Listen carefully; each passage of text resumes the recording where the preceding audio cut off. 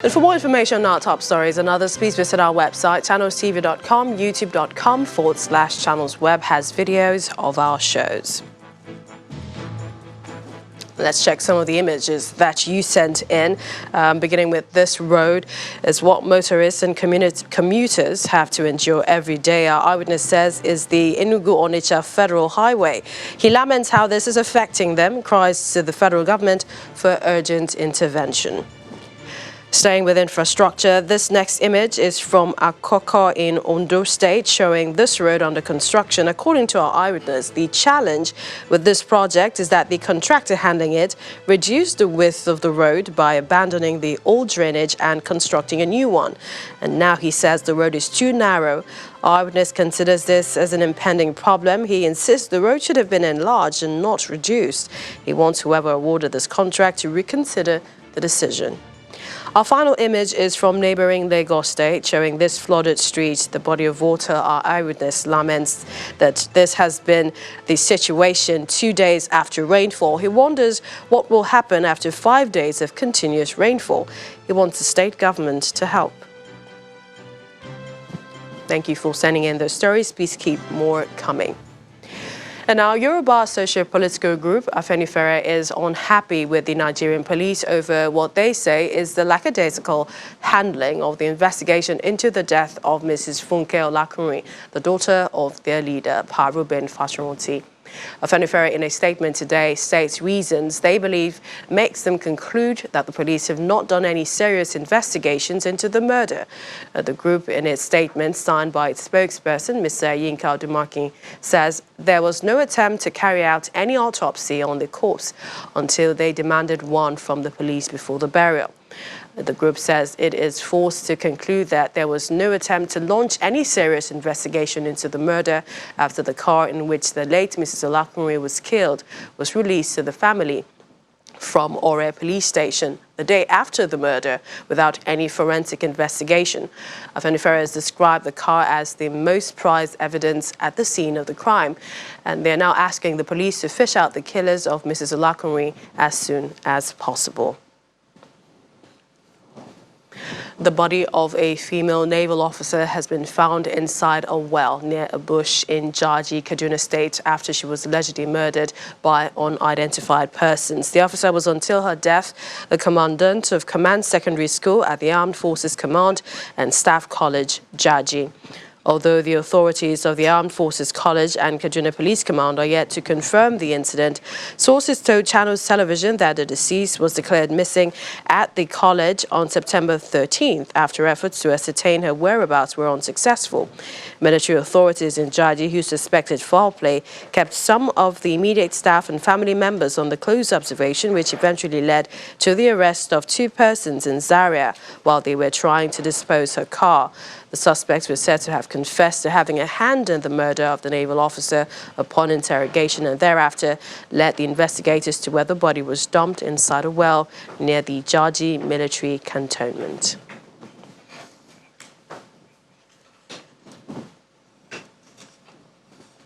And leaders from around the world will be converging on New York this week for the 74th United Nations General Assembly. Many will be looking forward to the great debate during which they will be able to call attention to issues of importance to them. Well, here's a look at what Nigeria hopes to gain from this year's event. The UN General Assembly has already begun, but the great debate begins on Tuesday, September 24th. Following another very important meeting, the Climate Summit on Monday, September 23rd. The 193 member states of the organization will be represented at the General Assembly to discuss and work together on a wide array of international issues covered by the Charter of the United Nations. This year, the focus is on elimination of nuclear weapons. It falls on the International Day for the total elimination of nuclear weapons. Nigeria will be at the UNGA as President Muhammadu Buhari has already left for New York to join his other counterparts. Before he left, the federal government disagreed with the UN Special Rapporteur's report of violence in Nigeria, which it said did not reflect the general state of security in all its ramifications. It appears the 74th General Assembly will be a major event for Nigeria. Some of the side events that Nigeria will be organizing, the side event on SDGs integration, bridging the policy planning budget gap for the achievement of the SDGs, and this is being organized by the Office of the Senior Special Assistant to the President on Sustainable Development Goals. Then there's a side event on promotion of international cooperation to combat illicit financial flows and strengthen good practices on assets recovery and return to foster sustainable development in the country. Nigeria will, however, be pursuing other interests of the UNGA. Nigeria is keen to be elected into a category of the International Maritime Organization.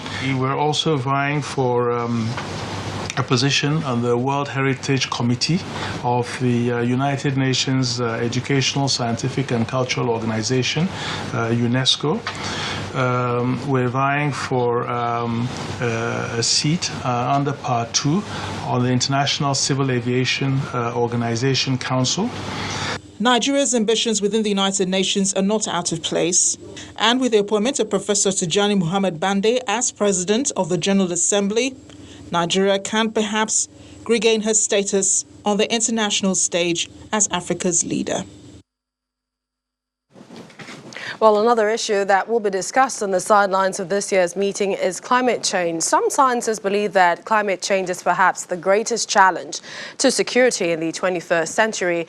Well, as the world races towards a resilient future, can Nigeria lead other African nations to achieve carbon neutrality by 2050 or even sooner? Well, with me tonight to discuss some of the expectations from the 74th session of UNGA is Babajide Ogunsowo, Channel's television data analyst. Thank you for joining us. Good evening, Millicent. All right. So the president will be speaking at the 74th UNGA. Many people are wondering, what are we to expect? And also, there is the big issue of climate change. So, who's really responsible for a safer planet? I think the president rightly will be talking about Africa's growth and development, but you talked about who's responsible. I'll quickly share a short story with you. You remember the story about those four important people, Mr. Everybody, Somebody, Anybody, and Nobody. So there was an important task to be done. Everybody thought that somebody would do it. Anybody could have done it, but nobody did it. And so Mr. Somebody got very angry because he thought that it was everybody's job. But everybody thought that anybody would do it. What nobody realized was that everybody wouldn't do it. Now, that could sound confusing, but at the end of the day, everybody blamed somebody when nobody did what anybody could have done. So what do I mean? Who's responsible for climate change from this? What do you think? Everyone. And that's the reality. No matter how complex all of this is, everybody, anybody, somebody, everybody, you and I, down to how much beef we eat. The more beef you and I eat, the more there's global warming and the more there's climate change, because the cows emit methane, CH4. And so, even by our habits, by our lifestyle, we are contributing to global warming and climate change. And I think that is one of the things that will be on the front burners when the president will be addressing other world leaders during the 74th UN General Assembly. But also a myth is that some people don't actually believe that there is anything such as climate change. I don't know if it's a conspiracy theorist, but then, many people are trying to figure out, how would this affect the common man? Or is this really something to worry about, especially in Africa? Yes, it is something to worry about. Let's look at what the former chief executive officer of Unilever, Mr. Paul Polman, says. He believes in his words that climate change is the biggest security challenge to Africa's growth and development. So I would like us to take a quick look into the things and the ways climate change affects the common man. And that is the reality, even though there are some concerns that climate change isn't real, but the reality shows that the world, and indeed Nigeria, is warmer than what it was a century ago. So look at the top 3 things that the way it affects the common man. The first is malnutrition due to climate change, waterborne diseases. And indeed, we see that that is significant due to climate change. The second way that climate change affects the common man, which we look at carefully, is the discomfort from heat waves. Even though this studio feels very cold, tomorrow morning, because of the effects of climate change, all those fossil fuels our cars are burning results into climate change, and all the oil and gas that goes into the atmosphere really creates discomfort for the everyday man. Finally, another major reason that climate change affects the common man is plants and animals, based on our lifestyles, are gradually becoming extinct. The evidence from science shows that over 1,000 species of plants and animals today are extinct because of our activities. So give us your 30 seconds. How can Nigeria reduce the effects of global warming? Let's take a quick look at that, how we can reduce the effects of global warming. The first is, more than ever before, and I love to say that, this time around we need to quickly pass that climate bill, because that is a good step and that will clearly allow us to achieve that goal.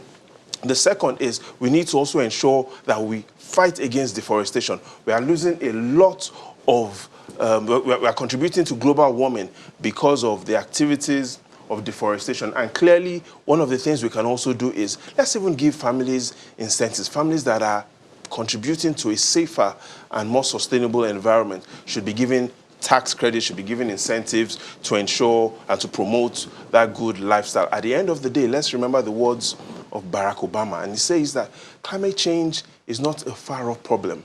It is happening here. Climate change is happening now. Barack Obama. All right. Thank you so much, Bojo, for joining us at this time. Remember, climate change is whose problem? Everyone's problem. The pleasure is all mine, Millicent.